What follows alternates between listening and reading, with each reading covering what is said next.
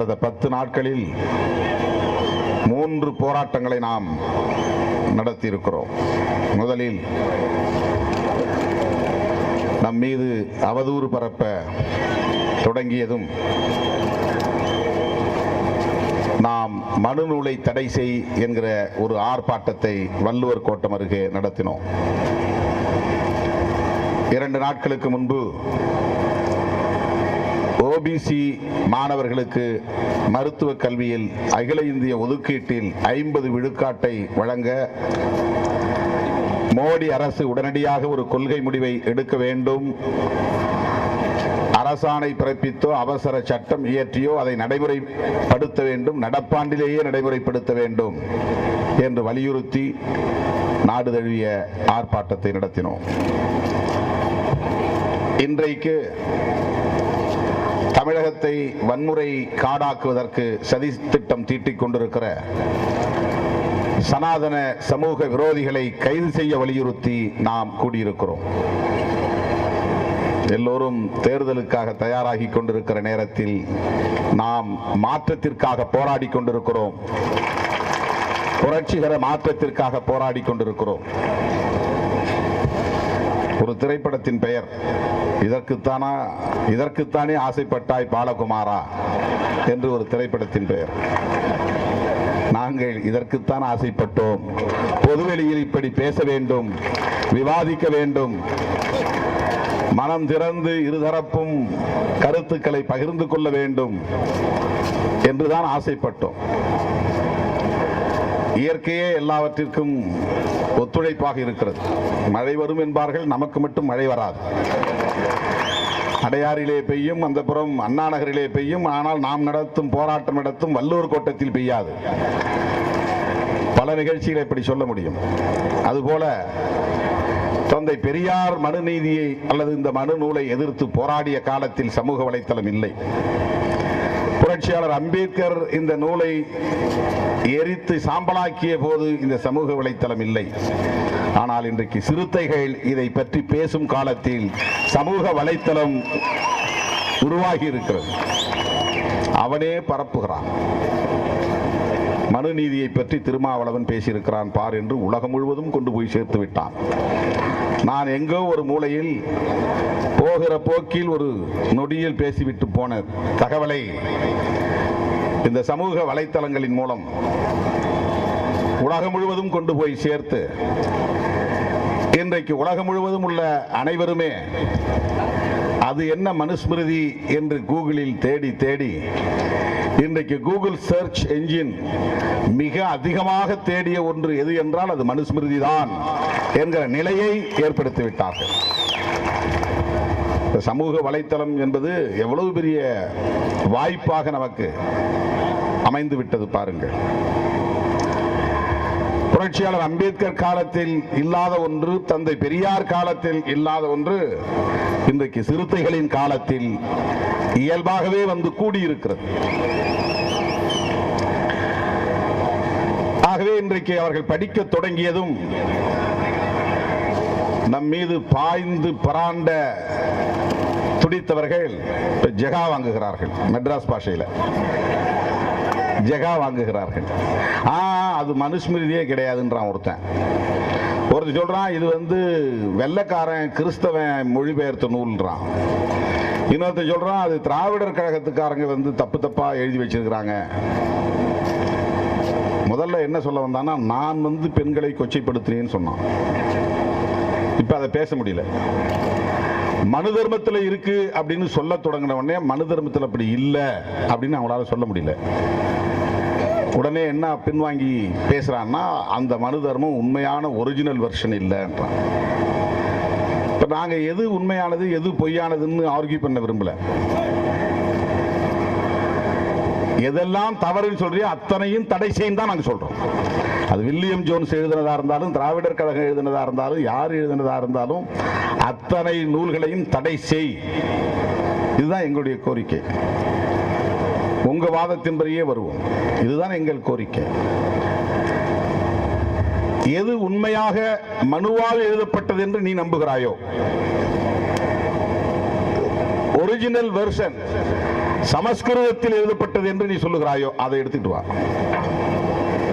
மற்றது எல்லாவற்றையும் ஒரே நாளில் தடை செய்யும். அதை வைத்து விவாதிப்போம். நாங்களே எங்களுக்கு தெரிஞ்ச சப்போர்ட்டான சமஸ்கிருதம் படிச்ச ஆட்களை கொண்டு வரோம். வேணா உங்க அடையாளத்தோடு இருக்கிற ராமசுப்ரமணியனே அழைச்சிட்டு வரோம். அவர் RSS தான் சொல்றாரு. சமஸ்கிருதம் நான் படித்தேன் அப்படின்னு சொல்றாரு. RSS சொல்றாரு. இன்றைக்கு இந்த நூல் குறித்து உலகளாவிய விவாதம் நடைபெற்றுக் கொண்டிருக்கிறது. சமூக வலைத்தளங்களில் அது விவாதிக்கப்படுகிறது. அதைத்தான் நாம் விரும்புகிறோம். இதைத்தான் நாம் எதிர்பார்த்தோம். இது விவாதிக்கப்படாமலேயே பல தலைமுறைகள் கடந்து வந்து விட்டோம். ஆனால் வரலாற்றில் இது நடந்திருக்கிறது, நடக்காமல் இல்லை. மகான் கௌதம புத்தரே இந்த மனுஸ்மிருதிக்கு எதிராகத்தான் தோன்றினார். கௌதம புத்தர் மற்ற மதத்தின் படைப்பாளர்களைப் போல, இயேசு பெருமானைப் போல, நபிகள் நாயகத்தை போல, குருநானக்கை போல, மகாவீரரை போல அவர் ஆன்மீகத்தை நிலைநிறுத்துவதற்காக தோன்றியவர் அல்ல. இயேசு பெருமான் நான் கடவுளின் மைந்தன் என்று சொல்லுகிறார். நபிகள் நாயகம் நான் கடவுளால் அனுப்பப்பட்ட கடைசி தூதர் என்று சொல்லுகிறார். பகவான் கிருஷ்ணா நான் கடவுளின் மைந்தனும் இல்லை, கடவுளின் தூதனும் இல்லை, கடவுளுக்கே கடவுள் என்று சொல்லுகிறார். தன்னை கடவுளாகவே சொல்லிக் கொள்கிறார். இப்படி ஒவ்வொருவரும் சொல்லிக் கொள்கிறார்கள். ஆனால் புரட்சியாளர் கௌதம புத்தர் அப்படி சொல்லவில்லை. சாதாரண ஒரு மனிதனாக நான் தோன்றினேன், மனிதனாக வாழ்ந்தேன். மனித குலத்துக்கு ஒரு வழிகாட்டும் வாழ்வியலை நான் தருகிறேன் என்று தந்திருக்கிறார். அவர் எதை எதிர்த்து பேசியிருக்கிறார் என்று நாம் நுட்பமாக ஆராய்ந்து பார்த்தால் அவர் காலத்திலும் இந்த கொடுமை இருந்திருக்கிறது. மனிதகுலத்துக்கு எதிரான ஒரு நூல் என்று கண்டறிந்திருக்கிறார். அவர் சொன்ன கருத்துக்கள் அதை உறுதிப்படுத்துகின்றன. எல்லோருக்கும் பொதுவாக ஒரு நீதி, அதுதான் ஜனநாயகத்தின் அடிப்படை. ஆனால் குலத்துக்கு ஒரு நீதி, அதுதான் மனு தர்மத்தின் அடிப்படை. குலத்துக்கு ஒரு நீதி.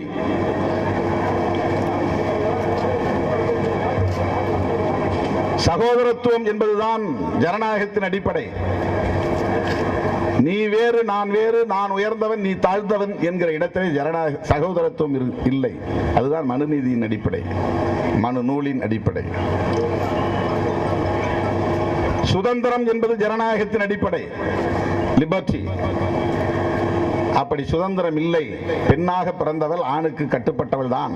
பெண்ணுக்கென்று தனி விருப்பம் எதுவும் இருக்க முடியாது, இருக்கக்கூடாது. ஆண் என்ன விரும்புகிறானோ அதை செய்வதற்கு படைக்கப்பட்டவள் தான் பெண்.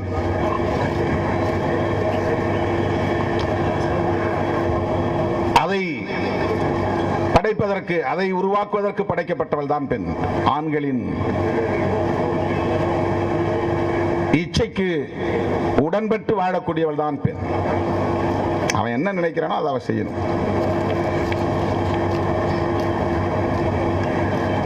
ஆகவே சுதந்திரத்தை மறுப்பது மனு நூல்.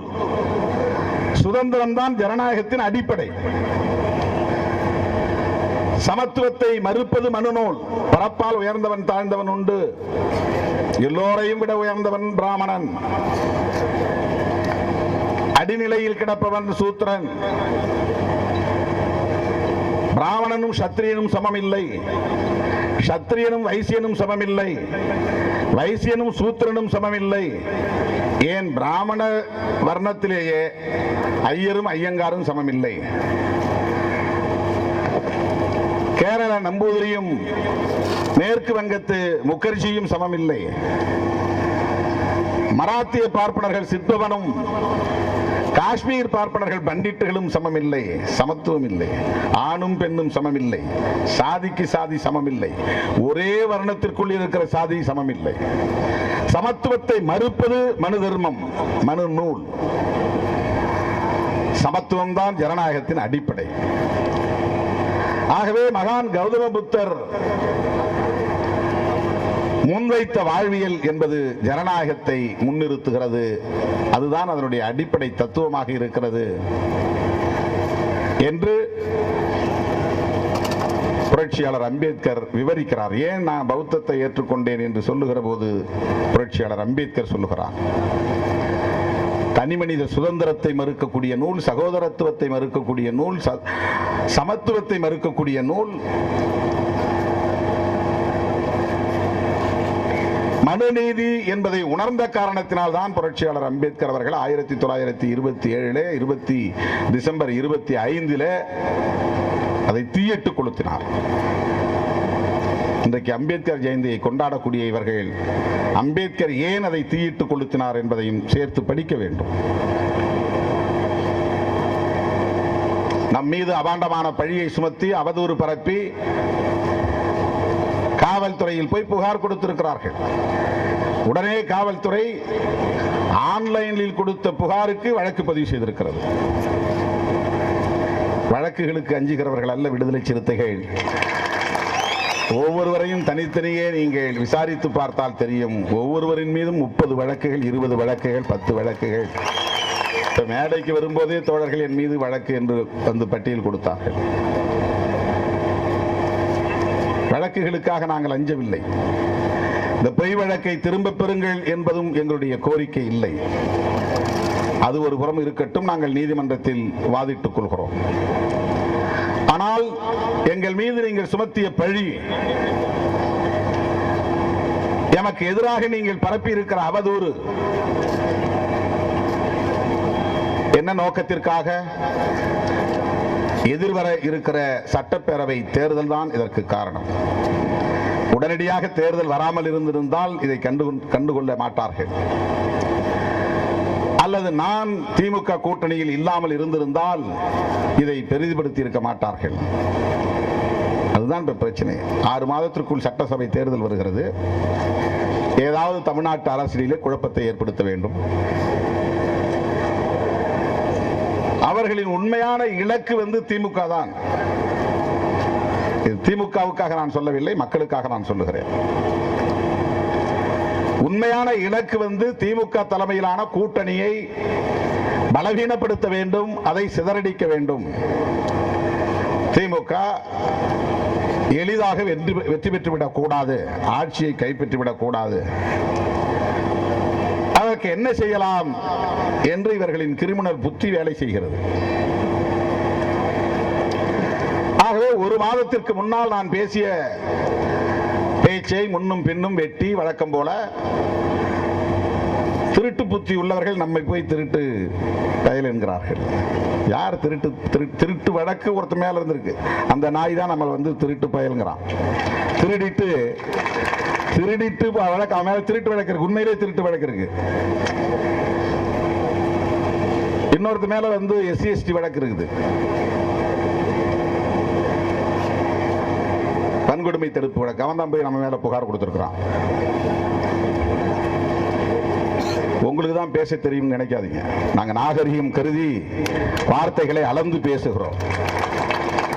நாகரிகம் கருதி வார்த்தைகளை முடிந்த வரையில் அளந்து பேசுவோம் என்று அளந்து பேசுகிறோம். நீ கொள்கைக்கு கொள்கையை பேசு, கருத்துக்கு கருத்தை பேசு. உன்னுடைய கோட்பாடு தவறு என்று நானா முதலில் சொன்னேன். காலம் முழுக்க சொல்லிக் கொண்டிருக்கிறார்கள். உன்னுடைய கருத்துகளை பற்றி காலம் முழுவதும் விமர்சிக்கப்பட்டு வருகிறது.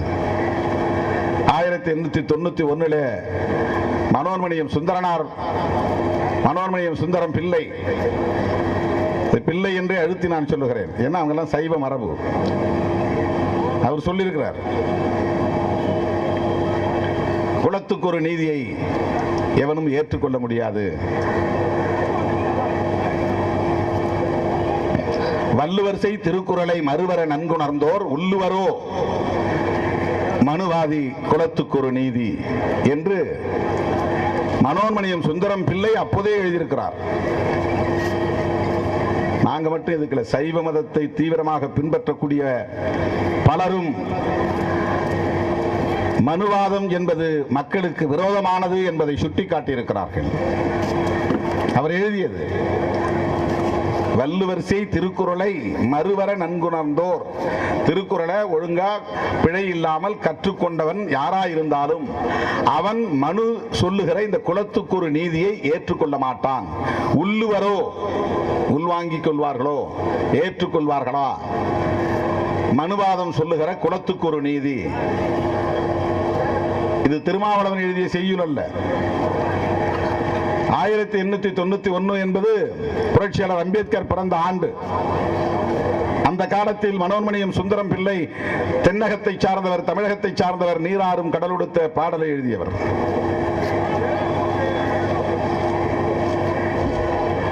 ஏன் திருக்குறள் இந்த மனு நீதிக்கு அல்லது மனு நூலுக்கு எதிராக எழுதப்பட்ட நூல் என்பதுதான் பல வரலாற்று ஆய்வாளர்களின் கருத்து. எனவே இந்த விமர்சனம் என்பது விடுதலை சிறுத்தைகள் தான் முதலாக தொடங்கி இருக்கிறார்கள் என்று இல்லை. ஆனால் விடுதலை சிறுத்தைகள் உண்மையாய் புரட்சியாளர் அம்பேத்கரின் பிள்ளைகளாய், தந்தை பெரியாரின் சீடர்களாய் களத்திலே நிற்கிறோம். அதனால் பேசுகிறோம். எங்களுக்கு அரசியல் தான் முக்கியம், தேர்தல் தான் முக்கியம், வாக்கு வங்கி தான் முக்கியம் என்றால் இதை பற்றி நாங்கள் பேசாமல் ஒதுங்கி போகலாம். அது முக்கியம் இல்லை என்று நான் சொல்லவில்லை, முக்கியம்தான். ஆனால் அதைவிட பன்மடங்கு முக்கியத்துவம் வாய்ந்தது இதுதான். புரட்சியாளர் அம்பேத்கரின் ஒட்டுமொத்த வாழ்க்கையும் இதை எதிர்த்துதான், இதை எதிர்த்து போராடித்தான் கடந்து இருக்கிறது. தந்தை பெரியாரின் போராட்டமும் அதுதான். கடந்த செப்டம்பர் மாதம் 27ஆம் தேதி ஒரு இணைய வழி கருத்தரங்களை பேசுமாறு என்னை தோழர்கள் அழைத்தார்கள். எனக்கான நேரம் எது என்று மட்டும் கேட்டேன். 2 நாள் நடைபெற்ற அந்த கருத்தமர்விலே எனக்கான நேரத்தை சொன்னபோது நான் இடையிலே அந்த இணையத்தில் போய் இணைந்து கொண்டேன். தலைப்பு பெரியாரன் இந்தியன் பாலிடிக்ஸ், இந்திய அரசியலும் பெரியாரும். என்ன பேச வேண்டும்? சோசியல் ஜஸ்டிஸ், ஃபெமினிசம், எது வேண்டுமானாலும் பேசுங்க. எனவே நான் பேசினேன். தந்தை பெரியாரை பற்றி பேசுகிற போது மனுஸ்மிருதியை பற்றி பேசாமல் கடந்து போக முடியாது. கடவுளை எதிர்க்க வேண்டும் என்பதல்ல பெரியாரின் நோக்கம், பிராமணர்களை வெறுக்க வேண்டும் என்பதல்ல பெரியாரின் நோக்கம், மனுஸ்மிருதியை தோலுரிக்க வேண்டும் என்பதுதான் பெரியாரின் நோக்கம். ஏன் இன்றைக்கு நாம் பார்க்கிற இந்த சமூக கட்டமைப்பு மனுஸ்மிருதியை நடைமுறைப்படுத்தியதால் உருவாக்கப்பட்டது. மனுஸ்மிருதியை நடைமுறைப்படுத்தியதால் உருவாக்கப்பட்டது. கடந்த காலங்களில் இந்த நாட்டை ஆண்டவர்கள், மன்னர்கள் மனுஸ்மிருதியை சட்டமாக ஏற்றுக்கொண்டு அதன் அடிப்படையில் தான் ஆட்சி புரிந்திருக்கிறார்கள். ஆட்சி நிர்வாகம் இருந்திருக்கிறது. கோவிலின் கருவறையில் இருந்து தமிழை தூக்கி எறிந்து விட்டார்கள். மாறாக சமஸ்கிருதத்தை புகுத்தினார்கள் மன்னர்களின் துணையோடு. இன்றைக்கு வேல் யாத்திரை புறப்படுகிறார்கள். வேல் என்றால் யாரை குறிக்கும்? முருகனை குறிக்கும். முருகன் கையில் இருப்பதுதான் வேலாயுதம். அவன் தமிழ் கடவுள் இவர்கள் சொல்லுகிறார்கள். சிவனுக்கும் பார்வதிக்கும் பிறந்தவர்கள். அந்த வரலாற்றுக்குள்ளே நான் நுழைய விரும்பவில்லை. அந்த கேள்வியை நாம் தொடுத்தால் அது மணிக்கணக்கிலே நீளும். சிவனே தமிழ் சங்கத்தினுடைய தலைவன் என்றுதான் சொல்லப்படுகிறது. சிவன் ஒருவன் இருந்தான், அவன் தமிழ்ச்சங்கத்தின் தலைவனாக இருந்தான். அவன்தான் இந்த ஆயுர்வேத வைத்தியத்தை கூட உலகுக்கு வழங்கியவன் என்றெல்லாம் சொல்லப்படுகிறது. அவர்களின் புராண கதைகளுக்குள்ளே நான் நுழைய விரும்பவில்லை. அந்த பழனி கோவிலில் காலம் காலமாக தமிழில் தான் வழிபாடு நடந்தது. ஏன்னா தமிழ் கடவுளுக்கு தமிழ் தானே தெரியும். எப்படி தமிழ் கடவுளுக்கு சமஸ்கிருதத்தை போய் சொல்ல முடியும்? ஒரு முறை திருமலை நாயக்கர் மன்னருடைய அரசவையிலே இருந்த ஒரு ஐயர், ராமப்பையர் என்று அவருடைய பெயர். அவர் பழனி முருகனை சாமி கும்பிட போயிருக்கிறார். அங்க போனா அங்க தமிழ்ல வழிபாடு நடக்குது, சமஸ்கிருதம் இல்லை. அவருக்கு ஆத்திரம் வந்தது.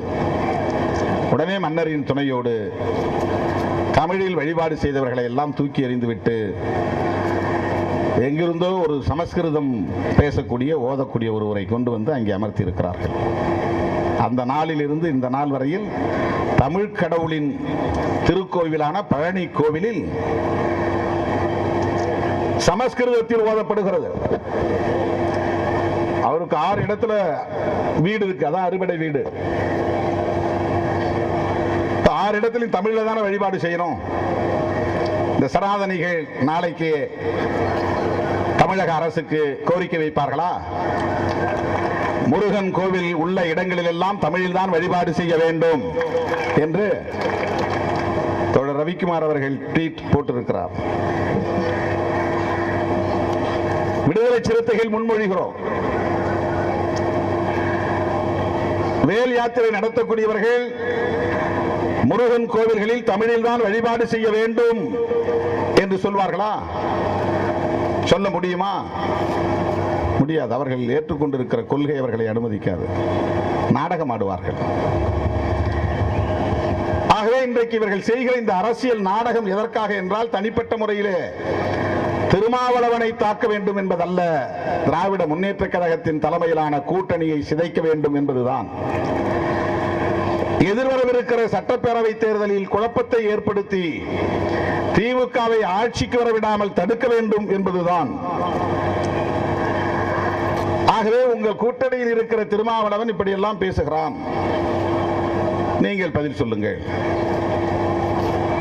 நடிகைகள் நடிகர்கள் எல்லோரையும் இறக்கிவிட்டு நேரடியாகவே அவர்கள் கேள்வி, ஏன் இன்னும் ஸ்டாலின் இதை கண்டிக்கவில்லை, திமுக தலைவர் கண்டிக்கவில்லை?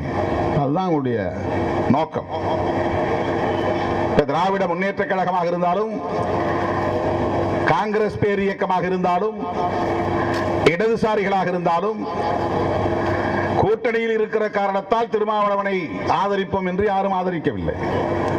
திருமாவளவன் பேசிய பேச்சும் அதையொட்டி இவர்கள் பரப்புகிற அவதூறும் எப்படிப்பட்டது என்பதை நன்றாக புரிந்து கொண்டு, எதற்காக இந்த சதி வேலைகளை எல்லாம் இவர்கள் செய்கிறார்கள் என்பதை உணர்ந்து கொண்டு, ஒவ்வொருவரும் தனிப்பட்ட முறையிலே அவர்களை கண்டித்து அறிக்கை வெளியிட்டனர். அந்த அறிக்கையை படித்தால் புரியும். வெறுமன திருமாவளவனுக்கு ஆதரவாக ஒப்புக்கு பேசுவோம் என்று பேசவில்லை. திமுக அறிக்கையும் படித்து பாருங்கள், கம்யூனிஸ்ட் கட்சிகளின் அறிக்கையும் படித்து பாருங்கள். மனநீதி இங்கே என்ன செய்து கொண்டிருக்கிறது என்பதை தோலுரித்து காட்டி, நீங்கள் செய்கிற கிரிமினல் புத்தி இதுதான் என்பதையும் அம்பலப்படுத்தி கண்டித்திருக்கிறார்கள். ஆகவே இங்கு உள்ள ஒவ்வொருவருமே, இந்த கட்சிகளின் தலைவர்கள் ஒவ்வொருவருமே கொள்கை புரிதல் உள்ளவர்கள். எனவே உங்களால் குழப்பத்தை ஏற்படுத்த முடியாது.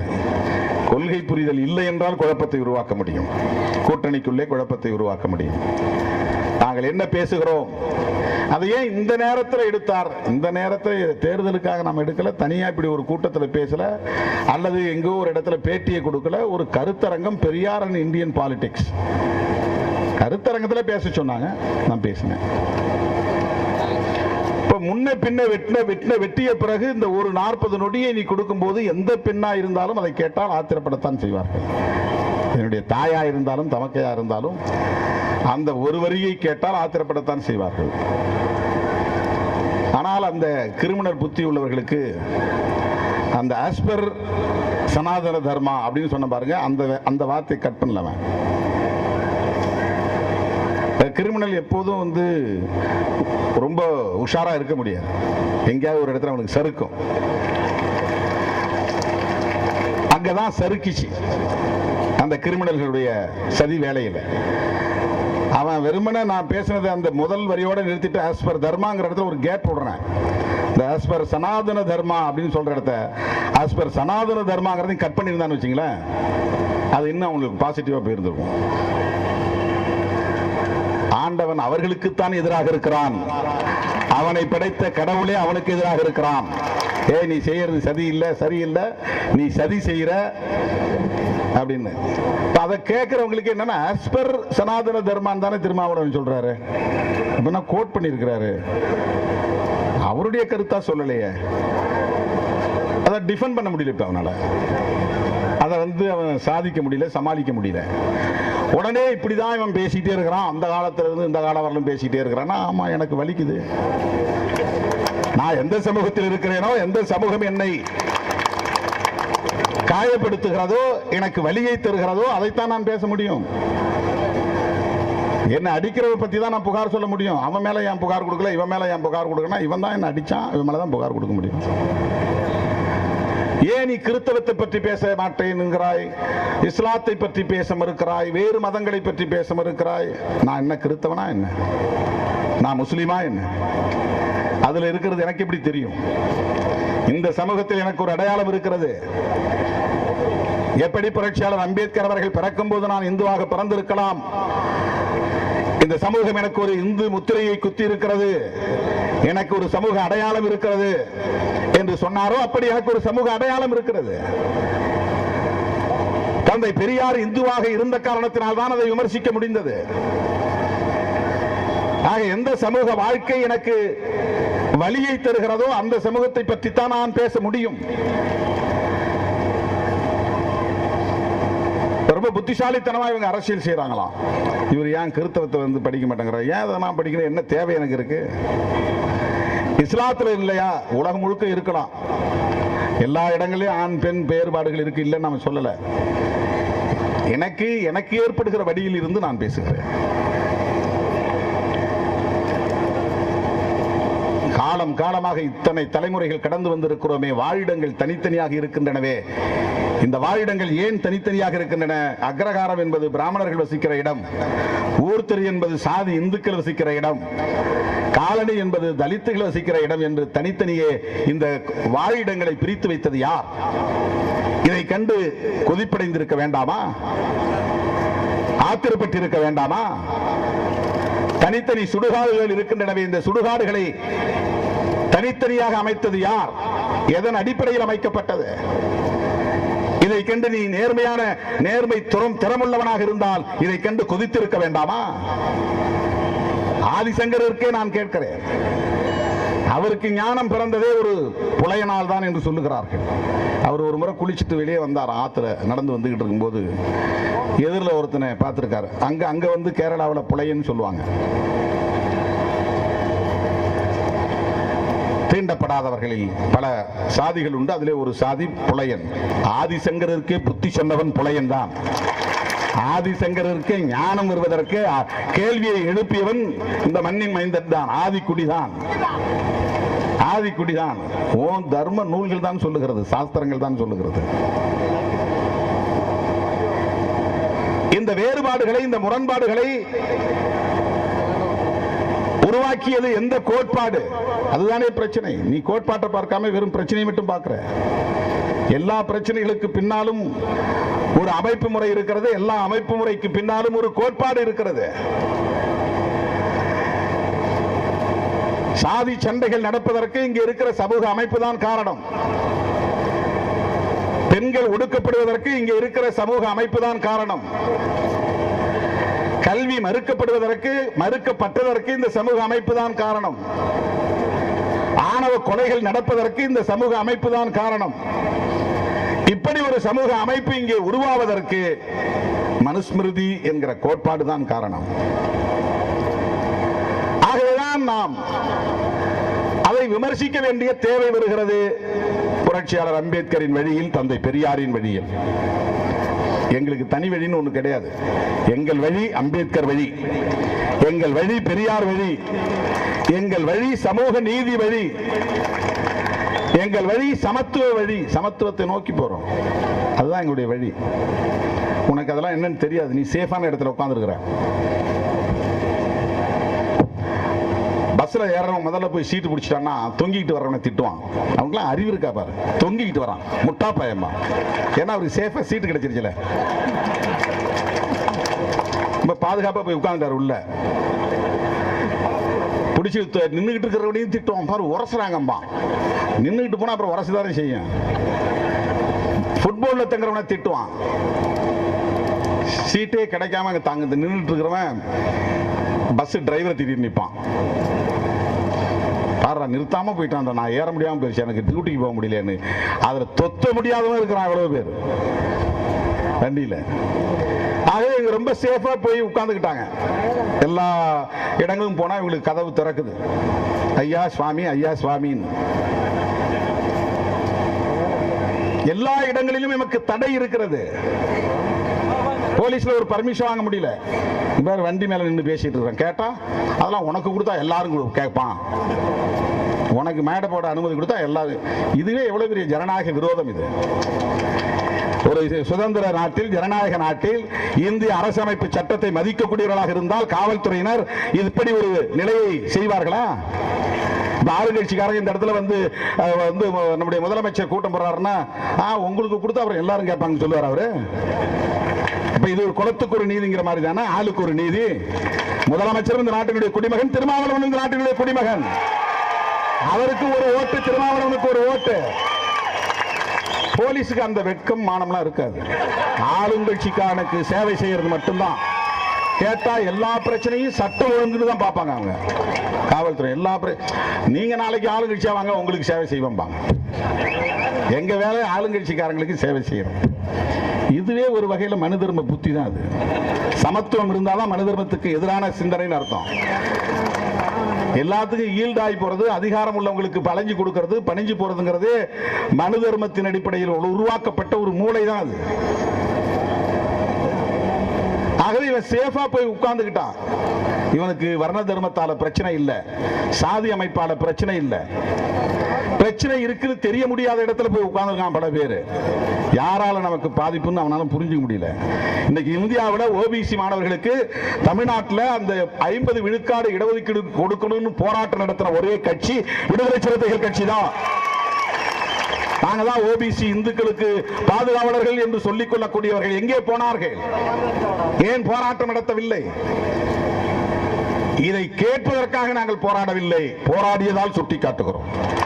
போராடணுங்கிற உணர்வு எங்களுக்குள்ளே இருப்பதனால் அகில இந்திய ஒதுக்கீட்டிலே ஓபிசி மாணவர்களுக்கு இடஒதுக்கீடு இல்லை என்பதை கண்டறிந்து அதை அரசின் கவனத்திற்கு கொண்டு போய் சுட்டி காட்டிய இயக்கம் விடுதலை சிறுத்தைகள் கட்சி. எஸ்சி எஸ்டிக்கு தான் கிடைச்சிருச்சு. நான் ஏன் அதை பத்தி பேசணும்னு போனான் இல்லையா? ஏன்னா உனக்கு இருக்கிற சாதி புத்தி எனக்கு கிடையாது. நான் ஏன் ஜாதிக்கு தான் வேலை செய்வேன், ஏன் ஜாதிக்கு தான் வேலை செய்யணும் பொய்யாலாம் நான் பேச மாட்டேன். எல்லோருக்கும் யாரெல்லாம் நீதி மறுக்கப்பட்டவர்களோ அவர்களுக்கெல்லாம் குரல் கொடுப்பதுதான் சிறுத்தைகளின் அரசியல். நீ எனக்கு ஓட்டு போடு, ஓட்டு போடாம போ, நீ கீழ் சாதி சொல்லு, மேல் சாதி சொல்லு, ஐ டோன்ட் கேர். நீ சொல்றதுனால நான் கீழ் சாதி ஆக மாட்டேன்.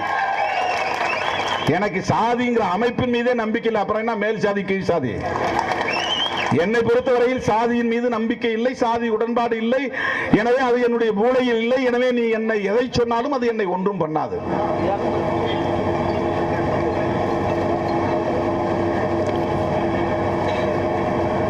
ஆகவே இப்படிப்பட்ட போராட்டங்களை எடுக்கிற இந்த இயக்கம் தான் தோழர்களே, வங்கி அலுவலர் தேர்விலே கூட சமூக நீதியை தட்டி பறிக்கிற சூழ்ச்சி செய்தான். கொதித்திட வேண்டாமா? ஓபிசி தலைவர்கள், சாதி சங்க தலைவர்கள், சாதி பெருமை பேசுகிற தலைவர்கள், வங்கி அலுவலர்களுக்கான தேர்வு நடக்கிறது. ஓபிசி ரிசர்வேஷன்ல இருந்து 27% 6% எடுக்கிறான், பறிக்கிறான். ஷெட்யூல் காஸ்டுக்கான ரிசர்வேஷன்ல இருந்து 2%, ஷெட்யூல் டிரைப்ஸ்க்கான சதவீதத்திலிருந்து 1.5%, 9.5% பறித்து முன்னேறிய சமூகத்தை சார்ந்த பொருளாதார நலிவடைந்த பிரிவினருக்கு 10% கொடுக்கிறான். ஜெனரல் கேட்டகரியில இருந்து ஒரு 0.5, இவங்கள்ட்ட இருந்து ஒரு 9.5, 10% கொடுக்கிறான். யார் இங்கே பொங்கி எழுந்தது? வேல் வேல் வேல் வேல் என்று வேல் முருகவேல் தூக்குகிறார்களே, இவர்கள் உன் சமூக நீதிக்காக குரல் கொடுத்தார்களா? நான் கேட்கிறேன், பாரதிய ஜனதா கட்சிக்காரன் இந்திய அளவில் என்றைக்கு சமூக நீதிக்காக போராடி இருக்கிறான்? அகில இந்திய அளவில், தமிழ்நாட்டில் மட்டுமல்ல. ஓபிசி மக்களுக்கு மிக முக்கியமான தேவை என்பது சமூக நீதி. எஸ்சி எஸ்டி விட்டு புரட்சியாளர் அம்பேத்கர் அதற்கான பாதுகாப்பை உறுதிப்படுத்தி விட்டார். ஓபிசி மக்களுக்கான இடஒதுக்கீடு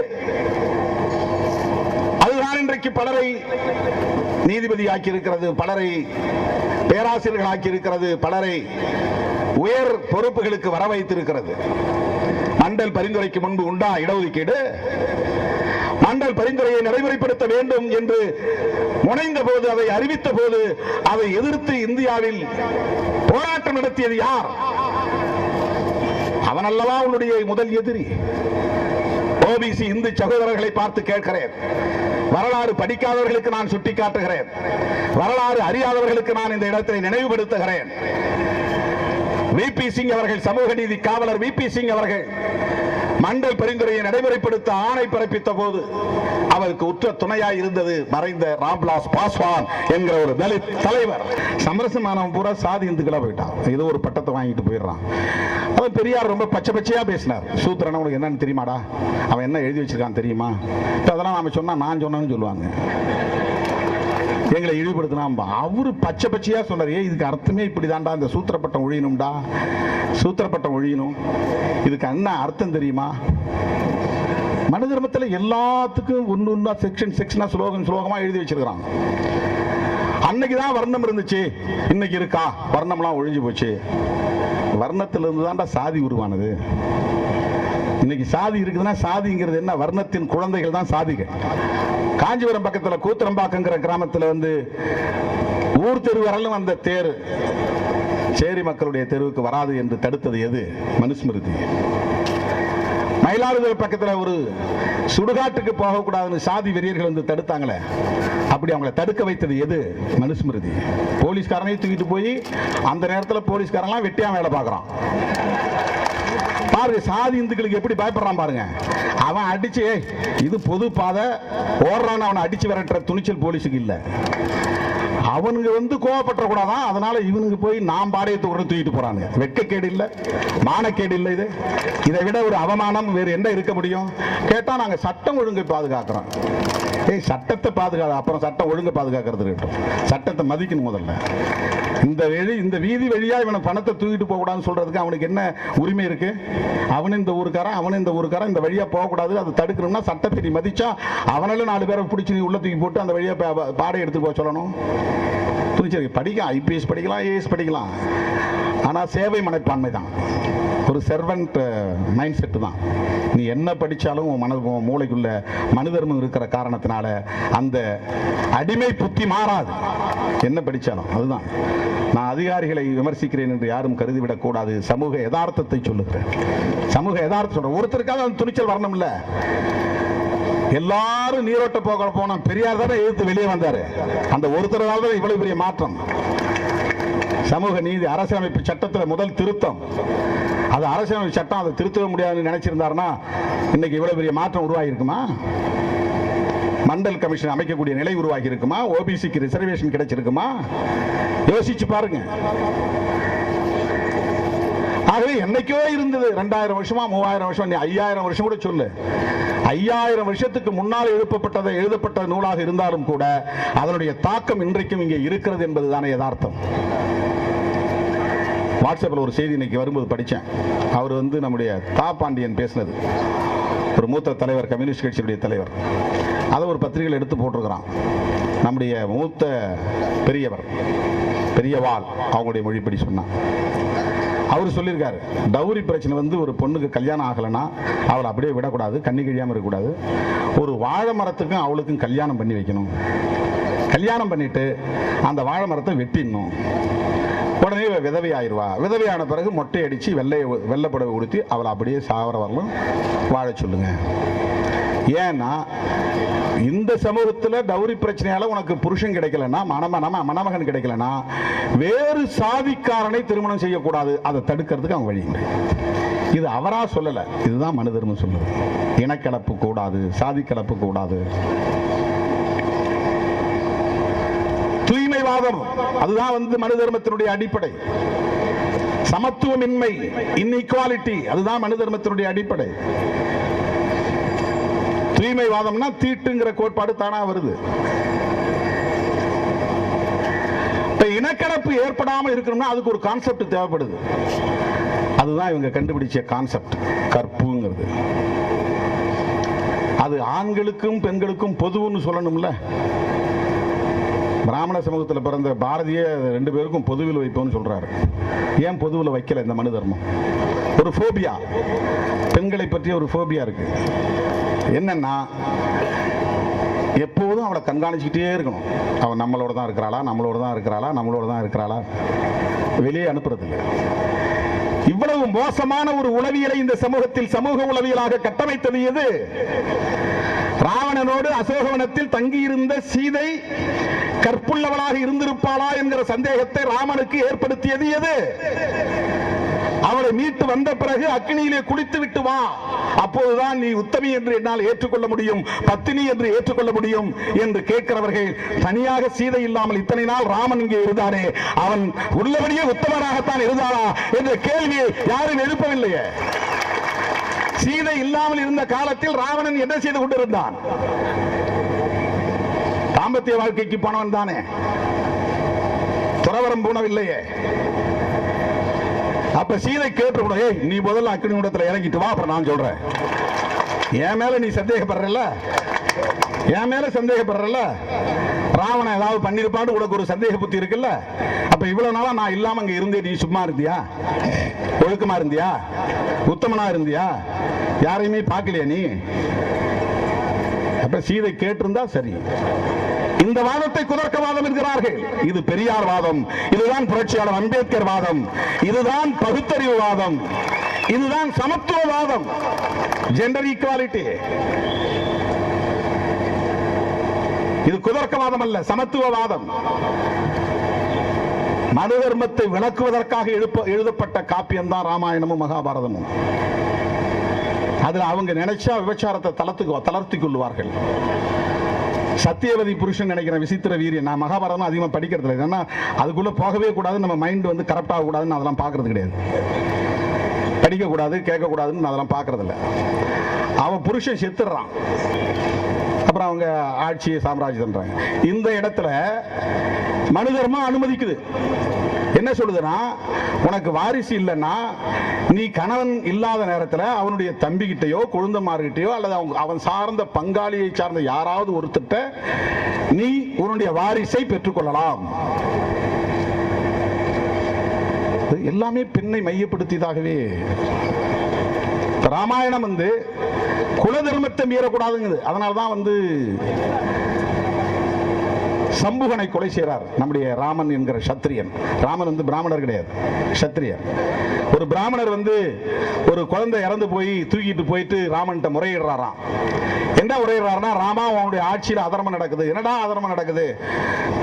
குலத்தொழிலை மீறி ஒவ்வொருத்தரும் காரியம் செய்யறாங்க, அதனால தான் என் பிள்ளை செத்து போச்சு. என்ன குல தர்மத்தை மீறினாங்க பாருங்க, சூத்திரம் ஒருத்தன் தவம் இருக்கிறான், சூத்திரம் தவம் இருக்கக்கூடாது. உடனே ராமன் வந்து உடைவாளை உருவிக்கொண்டு கிளம்புகிறார் காட்டுக்கு. எங்கடா யார் அவன் தவம் இருக்கிறான் தேடி போனா ஒருத்தன் மரக்கலையில காலை மேல போட்டு கீழே தலைகீழ தொங்கிட்டு தவம் இருந்திருக்கிறான். அதான் கதை தான், நமக்கு என்ன தெரியும்.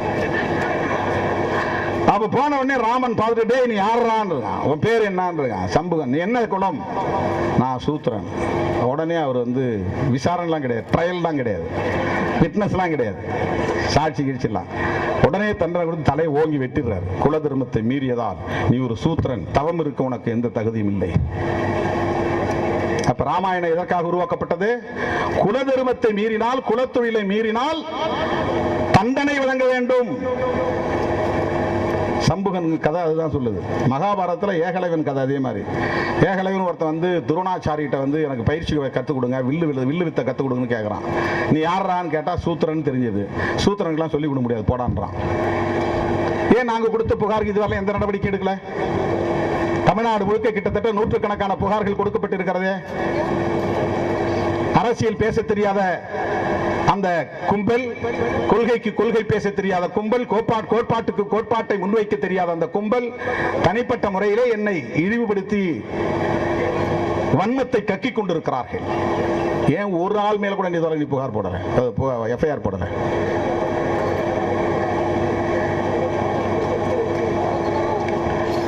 காவல்துறையின் மெத்தனம் உள்ளபடியே வேதனைக்குரியது. அதனால தான் டிஜிபி பார்த்தேன். நீங்க வந்து வெரி குட் ஜென்யூன் ஆஃபீஸர். அவர் வந்து ஒரு நேர்மையான அதிகாரி என்பதால் தான் இந்த அளவுக்கு இன்னைக்கு அந்த இடத்துக்கு வந்திருக்கிறார் அப்படிங்கிற நம்பிக்கையோடு போய் பார்த்து கொடுத்தோம். நீங்க வந்து அவங்க மேல நடவடிக்கை எடுக்கணும், அப்படி இல்லைன்னா அது ஒரு அநீதி அப்படின்னு சொல்லிட்டு வந்திருக்கோம். இன்னைக்கு தமிழ்நாடு முழுவதும் ஆர்ப்பாட்டம் நடத்துறதா திட்டமிட்டிருந்தோம். நம்ம பசங்க ஏதாவது அப்புறம் நீயா நானான்னு பேசிட கூடாது, வேண்டாம் அப்படின்னு தான் சரி ஒரே இடத்துல நடத்துவோம் அப்படின்னு இன்னைக்கு ஒரே இடத்துல நம்ம நடத்துறோம். இந்த ஒரு போராட்டம் தமிழ்நாடு முழுவதும் நடந்த போராட்டத்திற்கு சமமானது என்பதை நான் அதிகாரிகளுக்கு சொல்லிக்கொள்ள கடமைப்பட்டிருக்கிறேன். எங்கள் மீது அவர்கள் திட்டமிட்டு அவதூறு பரப்புகிறார்கள், சமூக பதற்றத்தை உருவாக்குகிறார்கள், சமூக வலைத்தளங்களை சட்டவிரோதமாக பயன்படுத்துகிறார்கள், சாதி வெறியை தூண்டுகிறார்கள், மத வெறியை தூண்டுகிறார்கள், வெறுப்பு அரசியலை விதைக்கிறார்கள். அவர்கள் மீது வழக்கு பதிவு செய்து உரிய நடவடிக்கை எடுக்க வேண்டும் என்று விடுதலை சிறுத்தைகள் வலியுறுத்துகிறது. தோழர்களே, எந்த ஒரு குறிப்பிட்ட சமூகத்தையும் அல்லது மதத்தையும் இழித்து பேசுவதோ பழித்து பேசுவதோ நம்முடைய நோக்கம் இல்லை. கொள்கை அடிப்படையில், கோட்பாட்டு அடிப்படையில் சில விமர்சனங்களை வைக்கிறோம். சொல்லப்போனால் இந்த போராட்டத்தை பொறுத்தவரையில் வெகுண்டெழுந்து வீதிக்கு வந்து போராட வேண்டியவர்கள் பெண்கள் தான். இது பெண்கள் நடத்த வேண்டிய ஒரு மகத்தான புரட்சி. இது பெண்களையே தூண்டிவிட்டு திருமாவளவனுக்கு எதிராக அவதூறு பேச வைக்கிறார்கள். நான் அதை பற்றி கவலைப்படவில்லை. அந்த பெண்கள் புரிந்து கொள்ளுகிற வரையில் எங்கள் போராட்டமும் பரப்புரையும் தொடரும். அவர்கள் கிரிமினல் புத்தியோடு இதை வெட்டி ஒட்டி நறுக்கி வெளியிட்டு பரப்புகிறார்கள் என்பதை அந்த பெண்கள் உணர்ந்து கொண்டால், 40 நிமிட நேர பேச்சையும் கேட்டால், திருமாவளவன் பெண்களுக்காகத்தான் வாதிட்டு இருக்கிறான், பெண்களின் நலன்களுக்காகத்தான் பேசியிருக்கிறான், பெண்களின் உரிமைகளுக்காகத்தான் வாதாடி இருக்கிறான், பெரியார் வழியில் தான் பேசியிருக்கிறான், புரட்சியார் அம்பேத்கர் வழியில் தான் பேசியிருக்கிறான் என்பதை அவர்கள் உணர்ந்தால் தமிழகத்தில் மட்டுமல்ல இந்திய அளவிலே ஒரு மகத்தான புரட்சி நிகழும். தோழர்களே, இன்றைக்கு இங்கே இருக்கக்கூடிய அனைத்தும் இந்திய அரசியலமைப்பு சட்டத்தின் ஆட்சி நிர்வாகத்தின் கீழ் இருக்கிறது என்பதை விட சமூக தளத்திலும் பண்பாட்டு தளத்திலும் விதவை மறுமணம் செய்யக்கூடாது, அவள் தலையை மொட்டையடிக்க வேண்டும், அவள் பூ வைக்க கூடாது, கைகளில் வளையல் அணியக்கூடாது, 16ஆம் நாள் தாலியை அறுக்க வேண்டும், கடைசி வரையில் அவள் விதவையாகவே வாழ வேண்டும், வெள்ளை உடையை உடுத்தி இருக்க வேண்டும் என்றெல்லாம் இன்றைக்கு சமூகத்தில் நடைமுறையில் இருப்பதற்கு இந்திய அரசமைப்பு சட்டம் காரணம் இல்லை, மனுஸ்மிருதி தான் காரணம். சின்னஞ்சிறு வயதிலேயே பாலிய விவாகத்தை நடத்த இங்கே அனுமதித்தது அரசியலமைப்பு சட்டம் அல்ல. அரசமைப்பு சட்டத்தின்படி அல்லது இந்திய சட்டத்தின்படி இன்றைக்கு பெண்ணுக்கு 18 வயது, ஆண்களுக்கு 21 வயது. ஏன் இந்த வயதை சமமா வச்சா? 2 பேருக்கும் 21 வயசுன்னு வச்சா என்ன? அது என்ன ஆண்களுக்கு மட்டும் 21 வயசு, பெண்களுக்கு 18 வயசு? அப்ப இந்த 21 வயசு வரலாம் அவன் ஒழுங்கா இருந்துருவானா? இந்த வயது நிர்ணயம் கூட எந்த அடிப்படையில் என்ற கேள்வி எழுகிறது. எந்த அடிப்படையில் இந்த வயது நிர்ணயம்? சொல்ல போனா பெண்கள் ஒரு நாளைக்கு நெல்லத்தனை வளருவாங்க, ஆண்கள் ஒரு நாளைக்கு எல்லத்தனை வளருவாங்கன்னு கிராமத்தில் பழமொழி. எள்ளு அளவுக்கு பெண்கள் உடல் வளர்ச்சியிலும் வேகமாக வளருவாங்க, மூளை வளர்ச்சியிலும் ஆண்களை விட பெண்கள் அண்டர்ஸ்டாண்டிங், கிராஸ்பிங் ரொம்ப அதிகம். நீங்க ஒரே வீட்டில் பெண் குழந்தை ஆண் குழந்தை வளரும்போது பாருங்க, பெண் நறுக்கு தெரிச்ச மாதிரி பெண் குழந்தை பேசும், பளிச்சுன்னு பேசும், கேள்வியை நறுக்கு தெரிச்ச மாதிரி கேட்கும். இயற்கையிலேயே ஆண்களை விட பெண்கள் மூளை வலிமை உள்ளவர்கள். அதனாலதான் ரொம்ப இதை போட்டு பயங்கரமா ஒடுக்கி வச்சிருக்காங்க.